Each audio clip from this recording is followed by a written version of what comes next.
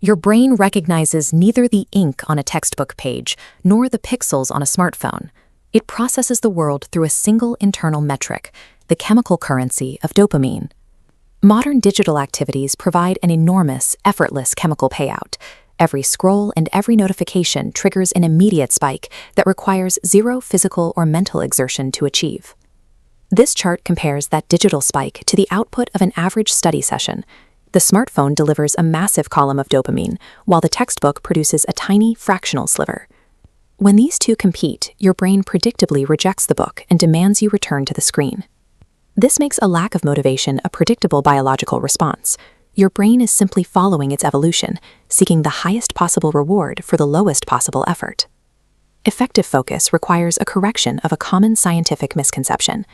Dopamine regulates the anticipation of a reward. It is the molecule that tracks the distance between where you are and a potential payoff.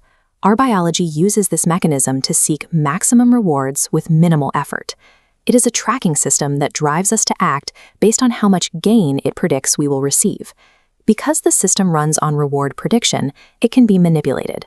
By changing how and when we receive these chemical signals, we can train the brain to seek out difficult tasks. The dopamine loading method accomplishes this through a three-phase system. It aligns your daily habits with your existing brain chemistry to change your baseline cravings. Phase 1 is deprivation. Before opening a book, you must spend 30 minutes with zero external stimulation. This means no phone, no music, and no conversation. Only silence or a simple, slow walk. You will likely feel a sense of restless agitation during this window. Your mind will search the environment for any available input to satisfy its current high baseline. As the graph shows, 30 minutes of boredom pulls your baseline into a deficit zone. By creating this temporary starvation, you lower the threshold for what the brain considers rewarding. Tasks that previously felt dull now appear significantly more desirable. Phase 2 is priming. 2 minutes before you begin working, you will perform a specific visualization exercise to trigger the anticipation mechanism. Close your eyes and picture the moment of completion. Focus on resolving a difficult concept or reaching the end of a complex problem. This creates a wave of preemptive dopamine.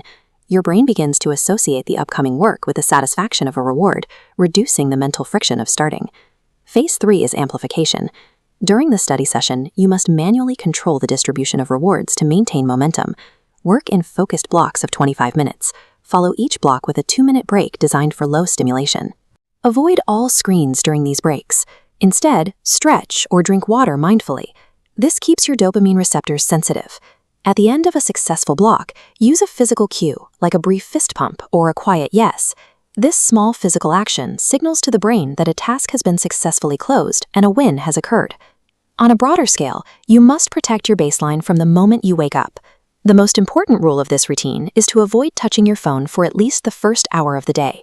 Maintain this low-input state through morning habits. Drink water, use cold showers, and eat without a screen, so your brain focuses entirely on the sensory input of the food. High-stimulation activities like gaming or social media can stay in your life, but they must be gated as time-limited evening rewards. They are earned only after the productive work is finished. Think of this structure as a biological firewall. It shields your calibrated reward circuitry from being overwhelmed by the intense inputs that drive procrastination. The transition period is difficult. Expect the first 3 days to be mentally taxing as your system pushes back against the change. Your brain will experience a form of chemical tantrum, aggressively demanding the high-intensity dopamine hits it was previously receiving every few minutes. Around day 4 or 5, the baseline typically resets. While the textbooks and problems haven't changed, your brain's internal response to them has shifted significantly. When the baseline is lower, the friction of starting a complex task disappears. Your brain begins to register the resolution of a difficult equation as a meaningful victory, providing a genuine sense of satisfaction that makes you want to continue. Commit to this protocol for exactly 5 days. You don't need to be perfect, you simply need to follow the 3 phases consistently. Be aware that a single 3-hour social media binge can instantly flood your receptors and reset your baseline to its previous high level. You have the ability to change your relationship with work by aligning your habits with your biology. By controlling the reward system, you